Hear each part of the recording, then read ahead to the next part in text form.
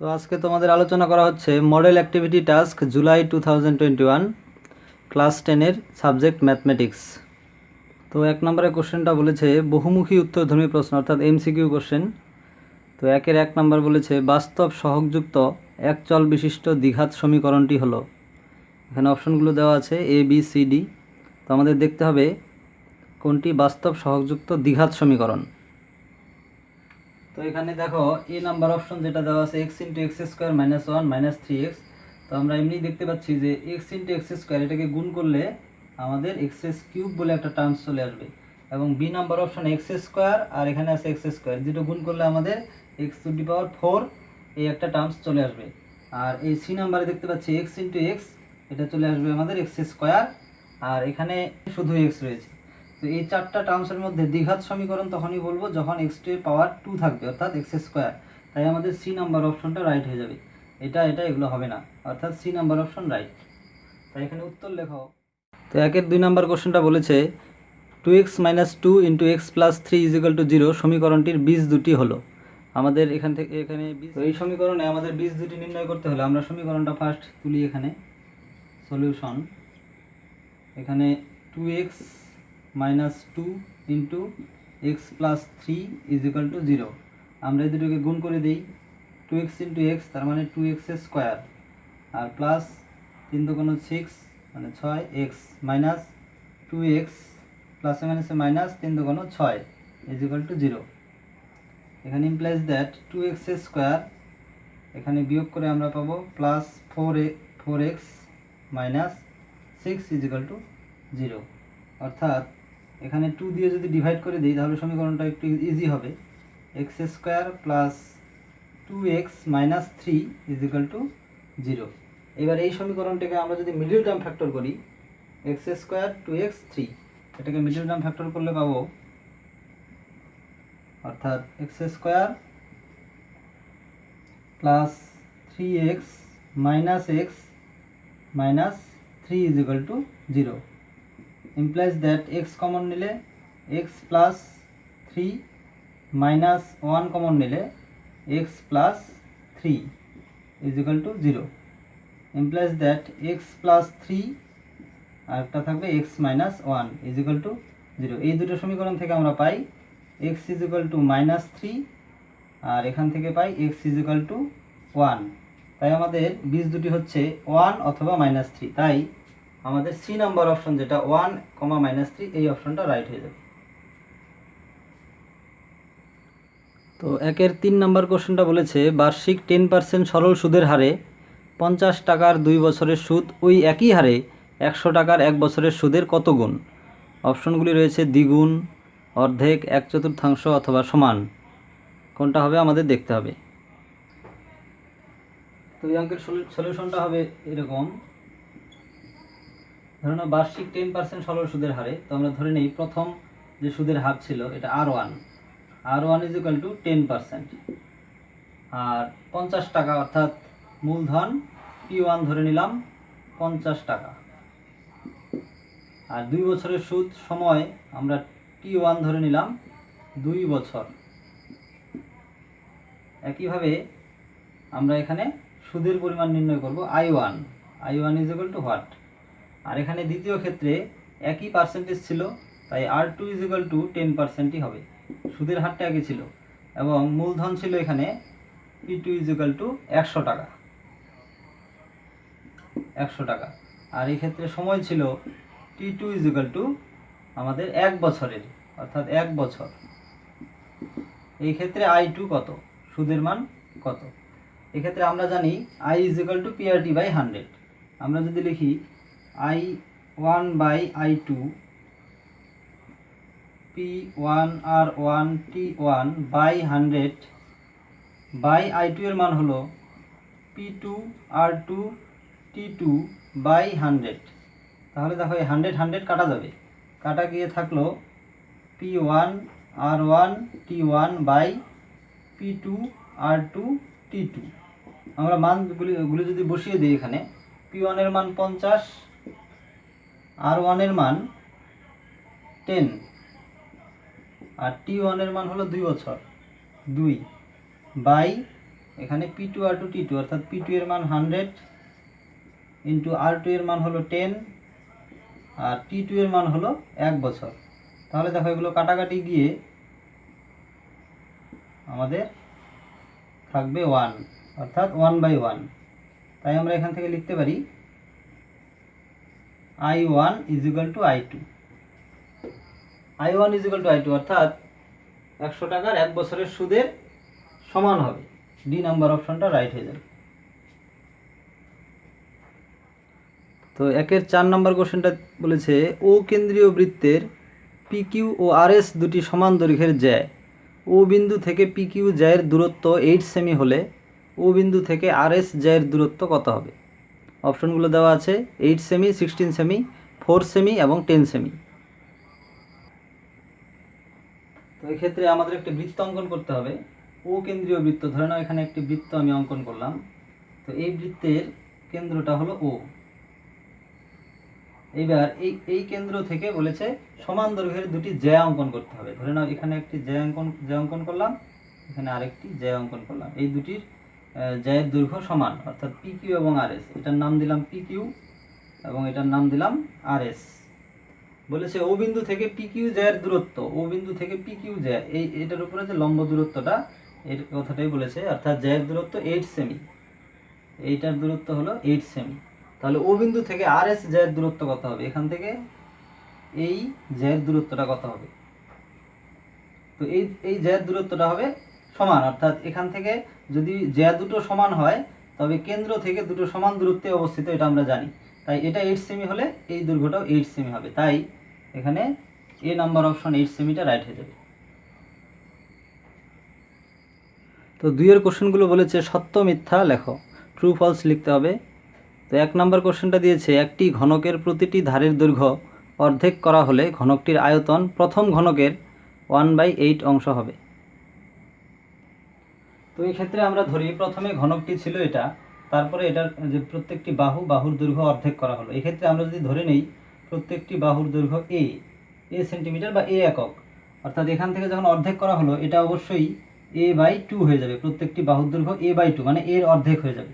তাই প্রথম ক্ষেত্রে আয়তন যদি V1 হয় এবং এই ক্ষেত্রে আয়তন যদি V2 হয়, আমরা বের করি যে সলিউশনটা এইভাবে হবে।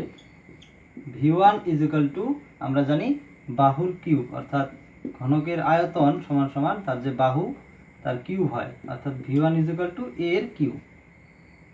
একই রকমভাবে আমরা এটা যদি করি, অর্থাৎ দ্বিতীয় ক্ষেত্রে আয়তন V2 হলে এক্ষেত্রে বাহুর কিউব, অর্থাৎ এক্ষেত্রে বাহু হলো a/2, প্রত্যেকটি বাহুর দৈর্ঘ্য a/2 তার কিউব হয়ে যাবে, অর্থাৎ V2 এর মান হবে a³/8। এবার এই দুটোকে যদি আমরা অনুপাত নেই, V2/V1 = a³/8 আর এখানে থাকবে a³। তাহলে এই দুটো কাটাকাটি গিয়ে আমাদের পড়ে থাকবে 1/8। তখন আমরা লিখতে পারি V2 = 1/8 গুণন V1, অর্থাৎ অন্তিম যে আয়তনটা এই ঘনকটির আয়তন প্রথমটির 1/8 অংশ হবে। অর্থাৎ এখান থেকে আমরা সত্য বলতে পারি, এই কোশ্চেনটির অ্যান্সার হয়ে যাবে ট্রু। তো 2-এর 2 নম্বর কোশ্চেনটা বলেছে a/2 = b/3 = c/4 হলে a/b/c = 4:3:2 হবে। আমাদের যাচাই করে দেখতে হবে উক্তিটি সঠিক না মিথ্যা। তো এই ক্ষেত্রে আমরা সমীকরণটিকে তুলি সলিউশন করতে হলে a/2 = b/3 = c/4 আমরা কে ধরে নিই, কে ধরি, তাহলে আমরা লিখতে পারবো a = 2 × k 2k। একই রকমভাবে b = কি হবে 3k এবং c = 4k। তাহলে এখন যদি আমরা এই অনুপাতটা আনতে চাই a/b/c, এখানে 2k 3k 4k, অর্থাৎ প্রত্যেকটির মধ্যেই কে আছে, কেটাকে ক্যান্সেল করে দিয়ে আমাদের থাকবে 2:3:4, অর্থাৎ a/b/c আসলে আমাদের 2:3:4, কিন্তু আমাদের এখানে দেওয়া আছে 4:3:2, তাই এই উক্তিটি মিথ্যা, এখানে ফলস হয়ে যাবে এর। তো 2-এর 3 নম্বর কোশ্চেনটা বলেছে আসল পি টাকা এবং বার্ষিক চক্রবৃদ্ধি সুদের হার R% হলে দ্বিতীয় বছরের মূলধন PR/100 টাকা। আমাদের দ্বিতীয় বছরের মূলধন বের করতে হবে। এই অঙ্কের ক্ষেত্রে আমরা যদি সলিউশন নির্ণয় করি, এখানে দেওয়া আছে আসল সমান সমান পি টাকা, বার্ষিক চক্রবৃদ্ধি সুদের হার R%। এখানে লিখি সুদের হার R%। তাহলে দ্বিতীয় বছরের মূলধন আমাদের বের করতে হবে, অর্থাৎ প্রথম বছর গিয়ে দ্বিতীয় বছরের প্রথমে আমাদের মূলধন হিসাবে কত টাকা থাকবে। এক্ষেত্রে সময়টা আমাদের হবে, যেহেতু টাকাটা 1 বছর খাটলো, তাই T=1 বছর নিতে হবে। 1 বছর পর আমাদের যে টাকাটা হচ্ছে সেটাই দ্বিতীয় বছরের জন্য মূলধন। তো আমরা যদি সুদ বের করতে চাই, সুতরাং মোট সুদ I আমরা জানি PRT/100। এক্ষেত্রে আসল ছিল পি টাকা, আর সুদের হার R এবং টি হলো 1 বছর, এখানে 100, অর্থাৎ আমাদের আসছে PR/100। এই টাকাটা কি আসলে মোট সুদ, কিন্তু আমাদের বলেছে দ্বিতীয় বছরের মূলধন হিসেবে থাকবে, তাই মূলধন হিসেবে আমরা জানি, সুতরাং দ্বিতীয় বছরের মূলধন হবে আগের প্রথম বছরের আসল এবং পরের সুদ, অর্থাৎ আসল যোগ এই সুদ, মোট সুদ। তো আগে আমাদের আসল ছিল কত, পি টাকা, পি, তারপর আরো সুদ হয়ে গেল আমাদের PR/100 এই টাকা। তাহলে কিন্তু এখানে দেওয়া আছে দ্বিতীয় বছরের মূলধন PR/100, কিন্তু আমাদের আসলো পি প্লাস PR/100, তাই এই উক্তিটি মিথ্যা, এখানে ফলস হয়ে যাবে। 2-4 নম্বর কোশ্চেনটা বলেছে একটি বৃত্তের চিত্র দেওয়া আছে, তারপরে বলা হয়েছে চিত্রে ও কেন্দ্র বিশিষ্ট বৃত্তে AB একটি ব্যাস, বৃত্তের ভেতরে কিউ একটি বিন্দু, অ্যাঙ্গেল AQB সর্বদা সূক্ষ্মকোণ হবে। আমাদের তো এক্ষেত্রে দেখো, একটি বৃত্তের মধ্যে যখন এই আমরা AB একটি ব্যাস নেব এবং তার উপরে একটি কোণ অঙ্কন করব এইভাবে সরল রেখা দিয়ে, তো এখানে এ এবং কোণটি যখন এই পরিধির উপরে ছেদ করবে, পরিধির উপরে থাকা কোনো বিন্দু যদি হয়, সেক্ষেত্রে এখানে যে কোনো কোণ কি হবে, সমকোণ হবে। কিন্তু এই ক্ষেত্রে দেখো AQB অর্থাৎ কিউ বিন্দুটা বৃত্তের এই পরিধিকে স্পর্শ করেনি, অর্থাৎ ভেতরেই আছে। তো যদি স্পর্শ করতো তবে কিন্তু আমাদের কি হতো, 90 ডিগ্রি হতো, অর্থাৎ এই ক্ষেত্রে APB এই অ্যাঙ্গেলটা আমাদের হয়ে যাবে 90 ডিগ্রি, কারণ এটা হলো বৃত্তস্থ কোণ। এই ক্ষেত্রে কিউ বিন্দুটি যেহেতু পরিধির ভেতরেই আছে, এখানে স্পর্শ করেনি, তাই এটা বৃত্তস্থ কোণ হবে না। অর্থাৎ বৃত্তস্থ কোণ বলতে আমরা অ্যাঙ্গেল APB = 90 ডিগ্রি লিখতে পারি। কিউ বিন্দুটি যেহেতু স্পর্শ করেনি, তাই আমরা AQB এটা কি হয়ে যাবে, 90 ডিগ্রি থেকে বেশি হয়ে যাবে, 90 ডিগ্রি থেকে বেশি হবে। আর AQB এই অ্যাঙ্গেলটা 90 ডিগ্রি থেকে বড় হতে পারে, তাই এটা হবে ফলস, অর্থাৎ উত্তরটি মিথ্যা। তো 3-1 নম্বর কোশ্চেনটা বলেছে একটি লম্ববৃত্তাকার চোঙের আয়তন এবং বক্রতলের ক্ষেত্রফল সংখ্যা মানে সমান হলে উহার ব্যাসার্ধ নির্ণয় করো। তো এই ক্ষেত্রে আমরা একটি চোঙ অঙ্কন করি। চোঙের মধ্যে এখানে দেখানো হয়েছে ব্যাসার্ধটা হলো স্মলার এবং এর উচ্চতাটা h, যেখানে বক্রতল হলো এই পৃষ্ঠের যে তলটা সেটা হলো বক্রতল, আর ভেতরে অংশটা হলো আয়তন। এখানে কোশ্চেন বলেছে যে দুটোই সমান, বক্রতল এবং আয়তন সংখ্যা মানে সমান। আমরা সমান করে কোশ্চেনটার সলিউশনটা বের করব। তো তার জন্য প্রথমেই লিখতে হবে ধরি চোঙটির ব্যাসার্ধ সমান সমান R একক এবং উচ্চতা সমান সমান h একক। তাহলে এর আয়তনের সূত্র আমরা জানি, সুতরাং আয়তন V কি হবে, পাই R² h, এবং বক্রতলের ক্ষেত্রফল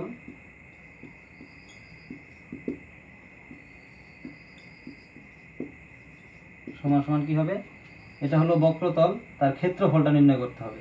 তো এখানে বৃত্তের পরিধি হলো আমরা জানি 2πr, আর এইচ পরিমাণ উচ্চতা অর্থাৎ 2πrh। এই মানটা এবং এই মানটা সমান, প্রশ্ন অনুসারে আমাদের এই দুটো সমান করে দিতে হবে। অর্থাৎ অ্যাকর্ডিং টু কোশ্চেন আমরা লিখতে পারি πr² h is equal two 2πrh।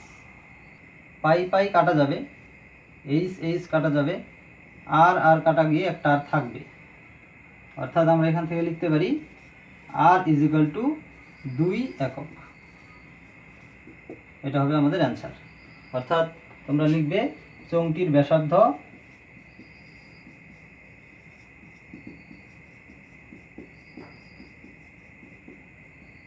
2 একক।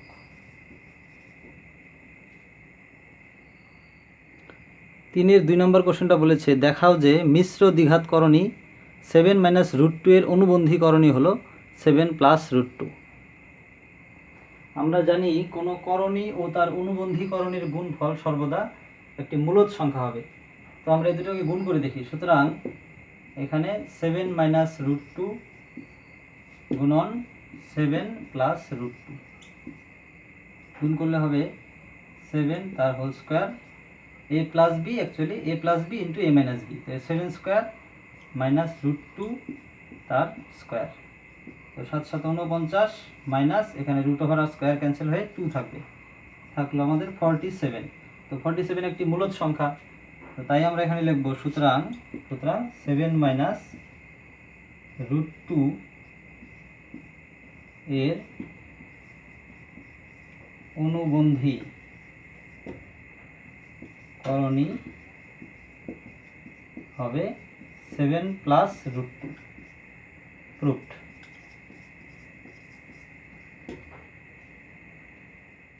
তো 4-এর কোশ্চেনটি বলেছে যুক্তি দিয়ে প্রমাণ করো যে বৃত্তস্থ চতুর্ভুজের বিপরীত কোণগুলি পরস্পর সম্পূরক। উপপাদ্যটি প্রমাণ করার জন্য আমরা একটা বৃত্ত অঙ্কন করলাম। ডান দিকে দেখো দেওয়া আছে PQRS, যেখানে 4টি বিন্দু। তো অর্থাৎ প্রদত্ত প্রমাণ করতে গেলে আমাদের লিখতে হয় প্রদত্ত ও কেন্দ্রীয় বৃত্তে PQRS একটি বৃত্তস্থ চতুর্ভুজ, একটি চতুর্ভুজ দেওয়া আছে। তারপরে প্রমাণ্য বিষয় কি, আমাদের angle PQR plus angle PSR is equal to 2 সমকোণ, অর্থাৎ সম্পূরক হতে হবে। 2 সমকোণ হলেই আমরা প্রমাণ করতে পারবো। অঙ্কনটা কি ছিল, PO এবং RO যুক্ত করলাম। প্রমাণ করছি এখন PSR বৃত্তচাপ দ্বারা গঠিত কেন্দ্রস্থ প্রবৃদ্ধ কোণ অ্যাঙ্গেল POR এবং বৃত্তস্থ কোণ PQR। তারপর আমরা লিখতে পারি প্রবৃদ্ধ angle POR is equal to 2 into angle PQR। সুতরাং PQR ইজ ইকুয়াল টু লিখতে পারি হাফ অফ প্রবৃদ্ধ অ্যাঙ্গেল POR। এটাকে 1 নম্বর সমীকরণ দিলাম। আবার PQR দ্বারা গঠিত কেন্দ্রস্থ প্রবৃদ্ধ কোণ অ্যাঙ্গেল POR এবং বৃত্তস্থ কোণ PSR। সুতরাং প্রবৃদ্ধ angle POR is equal to 2 into PSR। সুতরাং angle PSR is equal to half of প্রবৃদ্ধ POR। এটাকে আমরা 2 নম্বর সমীকরণ দিলাম। এখন 1 নং সমীকরণ ও 2 নং সমীকরণ যোগ করে পাই angle PQR plus angle PSR is equal to half of প্রবৃদ্ধ POR প্লাস হাফ অফ প্রবৃদ্ধ POR সমান সমান হাফ ইন্টু 4 সমকোণ। তো 4 সমকোণকে কাটাকাটি করলে আমরা পাচ্ছি 2 সমকোণ, অর্থাৎ এটা প্রুফ হয়ে গেল তারা পরস্পর সম্পূরক হয়। তো এই ছিল আজকের ভিডিও। ছাত্রছাত্রীরা তোমরা যদি এই ভিডিওগুলো দ্বারা উপকৃত হও অবশ্যই লাইক সাবস্ক্রাইব করবে এবং বন্ধুদের মধ্যে শেয়ার করবে। পরবর্তীতে ম্যাথমেটিক্স ও সায়েন্স রিলেটেড আরও অনেক ভিডিও আপলোড করা হবে। Thank you.